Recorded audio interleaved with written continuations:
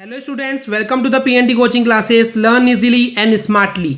तो आज हम पढ़ने वाले हैं बैक्टीरिया। क्या होता है ये बैक्टीरिया, चलिए समझते हैं one by one. So basically जो बैक्टीरिया होते हैं वो कॉस्मोपोलिटन होते हैं। कॉस्मोपोलिटन का मतलब होता है कि सब जगह मिलते हैं आपको। यूनिसेल्युलर होते हैं। रिजिड सेल यानी कि कड़ी सेल उनकी वॉल होती है। ओके, जो सेल वॉल होती है उनकी किनकी, बैक्टीरिया की, वो बहुत कड़ी होती है, रिजिड होती है। देन प्रोकैरियोटिक होते हैं एंड माइक्रो ऑर्गेनिज्म यानी कि बहुत छोटे दिखने वाले होते हैं। ओके, इसके अलावा अगर मैं बात करूँ उनके स्ट्रक्चर की, तो स्ट्रक्चर में बहुत ज़्यादा सिंपल होते हैं। ये एनिमल्स एंड प्लांट्स के अंदर बहुत सारी खतरनाक बीमारियों को पैदा कर सकते हैं। तो इस वजह से साइंस की इस ब्रांच में जहाँ पे हम डील करते हैं बैक्टीरिया की स्टडी एंड उनकी एक्टिविटीज़ के बारे में, उसको बोला गया है बैक्टीरियोलॉजी। यानी कि साइंस की उस ब्रांच में जहाँ पे हम बैक्टीरिया को लेकर के या फिर बैक्टीरिया के बारे में इन डिटेल स्टडी करते हैं, उस ब्रांच को बोला गया है बैक्टीरियोलॉजी।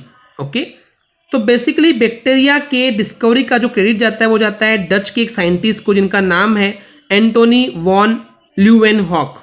ओके, उन्होंने 1674 में बैक्टीरिया की डिस्कवरी की थी एंड उन्होंने ये ऑब्जर्व किया था कि बहुत सारे माइक्रो ऑर्गेनिज्म जो हैं उनके खुद के दांत के गंदगी में, स्कम यानी कि गंदगी या मेल में है।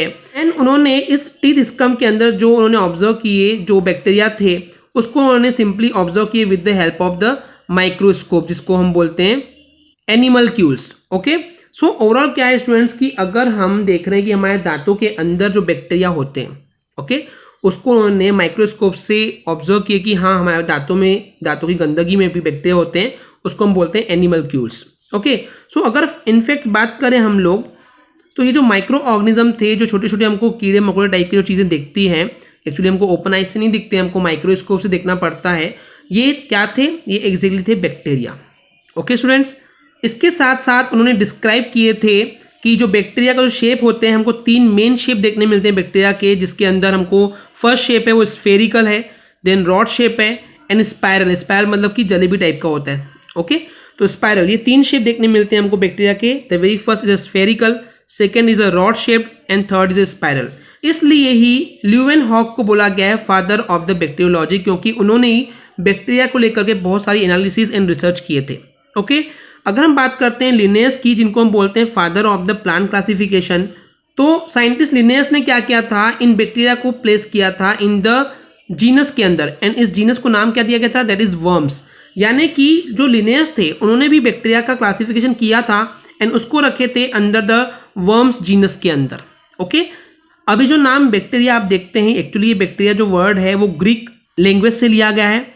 ओके, इसका मतलब होता है स्मॉल स्टिक, यानी कि बिल्कुल छोटी छोटी छड़ियों के रूप में, यानी कि बहुत छोटे दिखते हैं, जिसको आप ओपन आइज से इवन नहीं देख सकते हैं, उसके लिए आपको माइक्रोस्कोप से इनको देखना होता है।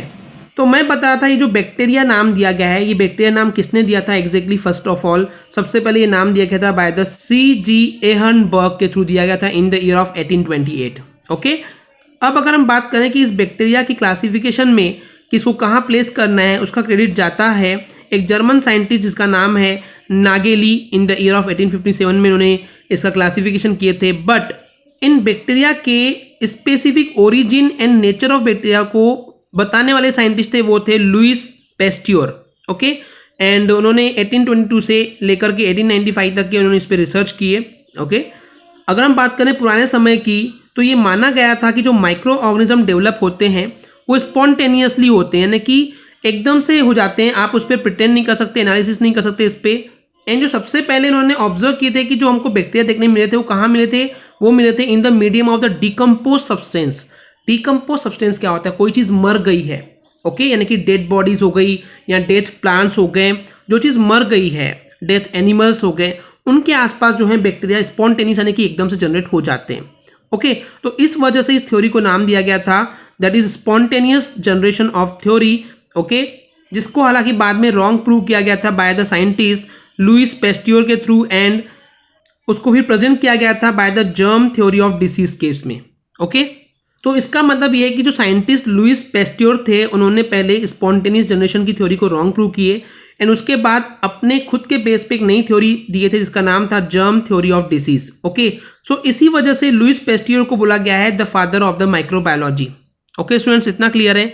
अब हम बात करते हैं कि रॉबर्ट कोच जो थे, उन्होंने सबसे पहले कल्चर्ड बैक्टीरिया को फाउंड किया था वो भी एक आर्टिफिशियल कल्चर मीडियम में। यानी कि ये बोल सकते हैं कि जो साइंटिस्ट रॉबर्ट कोच थे उन्होंने खुद से एक बैक्टीरिया बनाए थे, उस बैक्टीरिया का नाम था कल्चर्ड बैक्टीरिया, और उसके लिए उन्होंने एक आर्टिफिशियल कल्चर मीडियम बनाए थे, इसीलिए उसका नाम बोला गया है कल्चर्ड। यानी कि क्योंकि कल्चर का मीडियम जो कि आर्टिफिशियल था उसको प्रिपेयर किया गया था एंड उसके बेस पे बैक्टीरिया को जनरेट किया गया था। ओके, इसके लिए उन्होंने कुछ सर्टेन रूल्स फिक्स किए थे। उन्होंने इस रूल में बताया था कि कौन कौन सी डिसीज हो सकती है बैक्टीरिया की वजह से। इस पूरे पोस्टुलेट को बोला गया कोच पोस्टुलेट, क्योंकि ये साइंटिस्ट कोच ने दिए थे। ओके, एंड इसके लिए उनको बाद में अवार्ड भी दिया गया था, और ये अवार्ड नोबेल प्राइज का अवार्ड था in the year of 1905 for this work. यानी कि खुद से एक बैक्टीरिया बनाना, ओके, एक्सपेरिमेंट के थ्रू, एक कल्चर्ड मीडियम के थ्रू, इसके लिए उनको एक नोबेल प्राइज भी दी गई थी। इसी वजह से रॉबर्ट कोच को बोला गया है father of the modern bacteriology. तो जो मोस्ट ऑफ द डिस्कवरीज थी, जो सबसे ज्यादा खोजें की गई थी इन माइक्रो ऑर्गेनिज्म को लेकर के, वो की गई थी इन द ईयर 1885 से लेकर के 1914 तक के। ओके, इस वजह से इस जो पीरियड है 1885 से 1914 तक के, उस पीरियड को बोला गया है the golden age of microbiology.